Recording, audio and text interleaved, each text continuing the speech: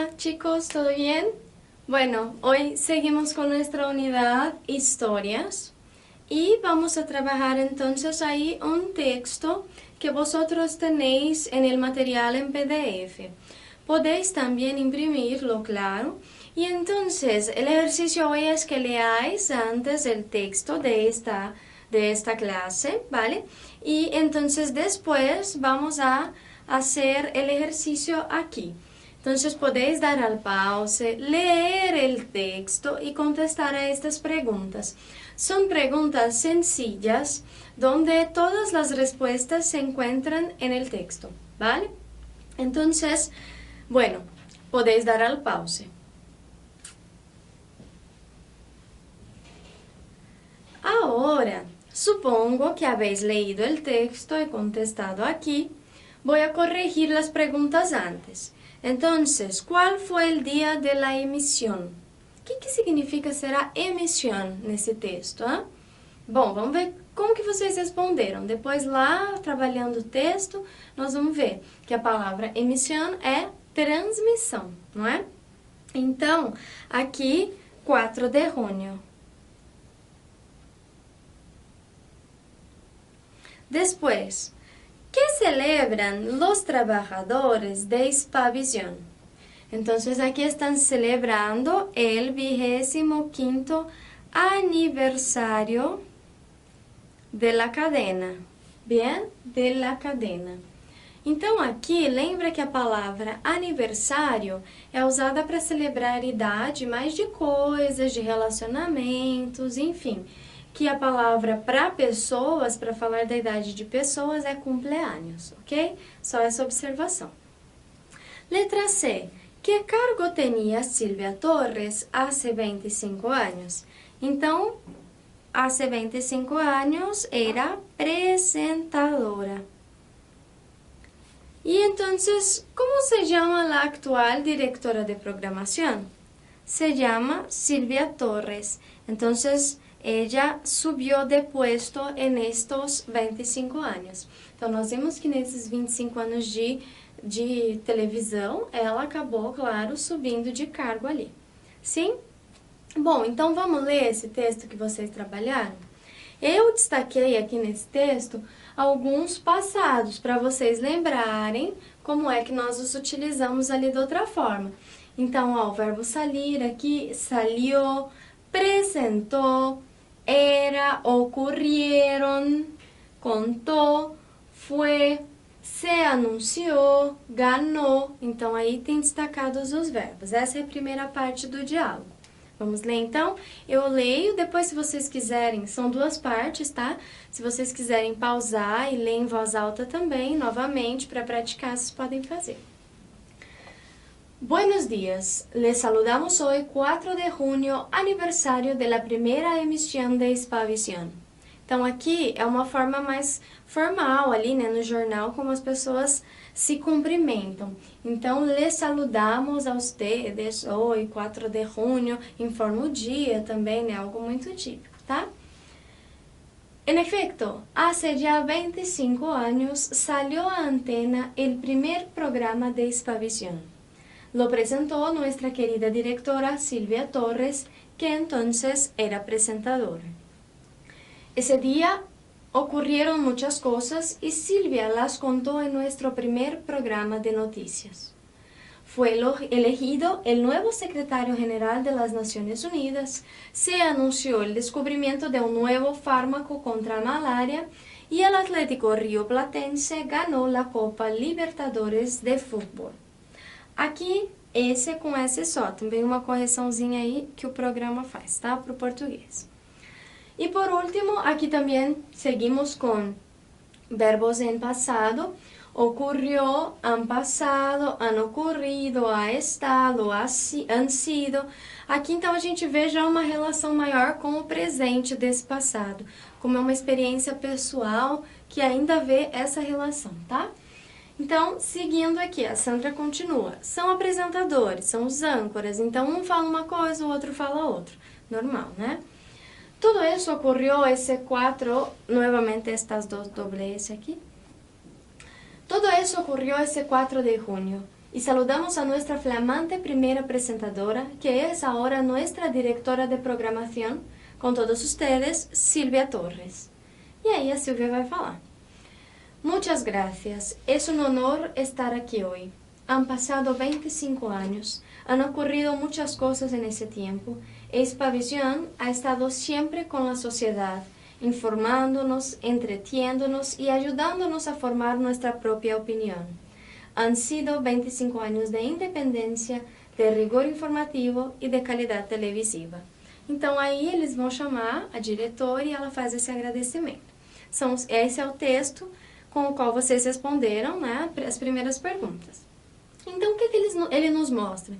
Para relatar hechos passados, que seja uma história de vida ou uma outra história, utilizamos tiempos específicos, como ya hemos visto en la parte de gramática. Aquí nací en 1973 en una pequeña ciudad cercana a París. Aquí yo utilicé nací porque estoy hablando de un hecho concreto y en una fecha específica, determinada, 1973. Silvia Torres era entonces presentadora. Estoy describiéndola y también estoy hablando de una circunstancia. Cuando tenía 17 años, viajé a Buenos Aires. Então aqui, qual a circunstância? Eu tinha 17 anos. E o que aconteceu de concreto nessa idade? Eu viajei. Então, lembra que sempre que vocês têm uma circunstância e uma ação concreta nela, essa circunstância vem no imperfecto, tenía, se estudiava, e a ação concreta nesse passado simples, viajé, hablé, estuve, ok? E allí conhecimos a uns actores que haviam nascido em minha cidade. Então, eu digo que ali conhecimos em passado. Importante lembrar que em português, muitas vezes, o presente e o passado da primeira pessoa do plural, nós, ele vai ser igual. Então, em português eu digo, conhecemos como presente e conhecemos como passado. Em espanhol, o que muda é a letra E para a letra I. Então, no presente, nós outros ou nós outras conhecemos e no passado, conhecimos. Isso com vários outros verbos. Por exemplo, nós outras comemos, nós outras comimos, ok? Então, esse I vai aparecer no passado. E aqui, um passado que aconteceu antes desse, eu já conheci no passado, já os conheci no passado. Então, antes de os conhecer, eles tinham nascido, ok? Tinham nascido na minha cidade, ok? Então, um passado que antecede outro. E, seguindo com este passado, temos agora um concurso de conhecimentos. Então, aquele concurso de conhecimentos gerais. Aqui mais envolvendo, claro, também algumas questões da América e da Espanha. São só 5 perguntinhas. Vocês têm aí no material, então eu quero que vocês respondam essas 5, que depois nós vamos brincar um pouco com isso, tá? Eu vou pedir para vocês escolherem um tema entre esses para falar sobre. Então, vamos lá. Podéis dar al pause e elegir uma opção em cada uma das perguntas. Por enquanto, eu não quero que vocês busquem, eu quero que vocês respondam como vocês acham mesmo.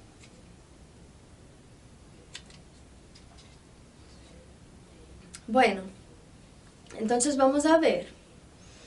¿Quién acompañaba a Don Quijote en sus aventuras? Acompañaba está aqui destacado, entonces, porque é um verbo que vai falar de passado, de uma rotina no passado. Então, ele acompanhava, estava sempre, né? Bueno, aqui a resposta correta, entonces, Sancho Panza, ¿verdad? Então, aqui é o companheiro do Don Quijote. Miguel de Cervantes, ele era escritor, e Dulcinea é su amor, ¿vale? Por quem ele está enamorado. Então, Sancho Panza. Don Quijote é uma das novelas mais famosas do mundo, um dos romances mais famosos do mundo. Romance como gênero literário, né? Não de romance romântico. E é claro, escrita por um espanhol, Miguel de Cervantes, que é da região de La Mancha. Tá um pouco ali, tá perto de Madrid, tá? A nível de Brasil, né? Mais perto. Quando cayó el muro de Berlim? Entonces aí, que ano foi? 1989, ¿vale? Bueno, entonces aqui outra pergunta. Aqui, cayó destacado, porque eu tô falando de... Eu quero saber especificamente quando é que foi, não é?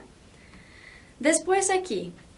¿Quién fue el general que consiguió la independencia de Argentina y de otros países de América del Sur? O del sur de América, perdón. ¿Vale? Entonces aquí fue porque yo estoy haciendo una pregunta concreta, específica. Entonces fue San Martín. ¿Vale? Entonces aquí, quien no sabía, también una otra cosa. E de onde vino o nome América? De onde veio? Também quero saber algo concreto. De um navegante italiano, de Américo, ¿verdad?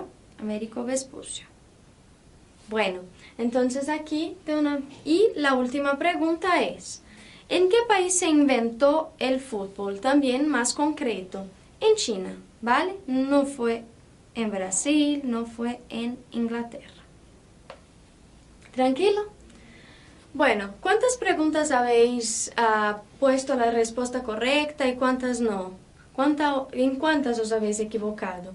Quiero que penséis entonces, porque quiero que vosotros elijáis una de las respuestas que no sabíais, y entonces quiero que escribáis acerca del tema, que produzcáis um pequeno texto.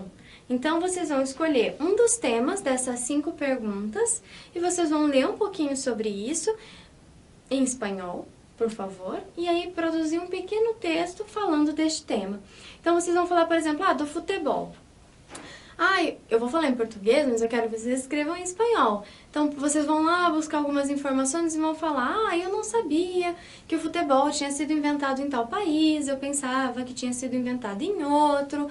Então, eu quero que vocês expressem opinião, que vocês usem esses passados todos para contar a história que vocês leram. Pratiquem, façam isso em casa. Esse eu não consigo corrigir, mas eu quero que vocês façam. É um exercício interessante para vocês pensarem, então, não só o uso desses passados, mas várias outras coisas com as quais nós já trabalhamos, ok? E falando em coisas que nós já trabalhamos, lembra que nós vimos já regras de acentuação. Então, só para a gente retomar isso um pouquinho ao final, eu peço que vocês coloquem o acento agudo, pon la tilde en las palavras que faltam. Então, as palavras que vocês acham que deveriam ter acentuação e não tem, tá? Então, coloquem aí no lugar correto. Pausem o vídeo para vocês fazerem isso tranquilamente, ok? Depois eu volto aqui e corrijo com vocês. Muy bien, chicos. Entonces, aquí vamos a ver. Yo voy a poner la tilde en las palabras y vamos a ver los motivos, tá? Dos primeiros motivos aí. Então, vamos lá. Ejército tem acento no E, porque lembra que uma sílaba, 2 sílabas, 3 sílabas. Quando eu tenho uma palavra com a terceira sílaba, contando do final para o começo, tá? Com essa terceira sílaba tônica, o que vai acontecer? Ela sempre vai ser acentuada, como em português também, não é? Exército em português é assim, não é? Então, vamos lá. Depois aqui, eu tenho levantarão. Por quê? Primeiro, porque aqui eu estou falando de um futuro, tá um acento exagerado, mas é para vocês verem mesmo. Levantarão, tá? E por quê? Porque quando tem uma sílaba mais forte, a última, que acabar com N, com S ou com vogal, eu vou colocar então um acento. Depois, eu tenho aqui na segunda logística, porque também é a terceira, não é? 1, 2, 3. E também a palavra técnica e Antártida. Aqui todas pela mesma razão. 1, 2, 3. 1, 2, 3. Quando é uma palavra proparoxítona, nós dizemos em português, né? Em espanhol é esdrújula. A gente vai adicionar sempre esse acento, quando essa sílaba for a mais forte. Depois, aqui, na quarta linha, nós vamos colocar o realizarão. Aqui, pelo mesmo motivo desse, terminou com uma sílaba mais forte, acabada em N, tá? Depois, expedición. Mesma coisa, última sílaba mais forte, acabada em N. Se centrará. Então, aqui também acento no A, porque a última sílaba mais forte terminada em vogal, ok? Depois, aqui, volcán, última sílaba mais forte em N, decepción, também, mesma coisa. E aí, finalizará, última sílaba mais forte terminada em vogal. Próximo, na palavra esdrújula, 1, 2, 3, verdade? E depois aqui, además, última sílaba mais forte, terminada em S. E depois aqui no final, Hespérides e, por último, será. Ok? Então, última sílaba mais forte, terminada em vogal. E aqui, palavra esdrújula, 1, 2, 3. Ok? Então, para lembrar essas regrinhas, que quando eu tenho última sílaba tônica, última tônica, ou seja, mais forte, eu vou colocar la tilde. Quando termina em vocal, N, S, verdade? Então, vocês já tiveram uma aula sobre isso. Quando é penúltima sílaba tônica, vocês vão colocar o acento quando ela terminar em consonante, excepto N, S. Porque aqui nós já incluímos nessa regra. Lembra que isso faz com que palavras que em português são acentuadas, em espanhol não sejam. Então, por exemplo, a palavra táxi. Em português a gente acentua. Em espanhol não, porque a sílaba mais forte é tá, é a penúltima. Terminou em consoante? Não. Então, eu não acentuo, tá? E aí, por último, as esdrújulas são todas, que são as proparoxítonas, né? Contando de trás para frente a terceira sílaba. Reexpliquei aqui rapidinho as regras de acentuação. Existem algumas outras para diferenciar uma palavra da outra, mas aí nós já vimos também ao longo das aulas. Isso aqui é só um repasso, ok? Então, eu vou ler o texto. Percebam a minha pronúncia quando há esse acento, e aí depois vocês podem também pausar o vídeo e ler em voz alta. Miembros del Ejército de Tierra levantarán a lo largo de este mes el primer laboratorio con logística y técnica española en la Antártida. A lo largo é ao longo, né? Ao longo deste mês. Se trata de un campamento temporal con capacidad para 30 personas. El estudio que realizarán los 11 investigadores de la expedición española se centrará en conocer los entresijos del volcán Decepción situado en la isla del mismo nombre. Entresijos são segredos, tá? As coisas que estão ocultas ali. El proyecto finalizará el próximo 2 de enero.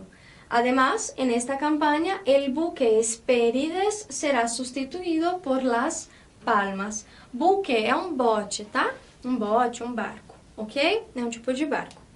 Bueno, pues entonces, chicos y chicas, después de esta clase de repasos, vamos a seguir con nuestra unidad. Hasta luego.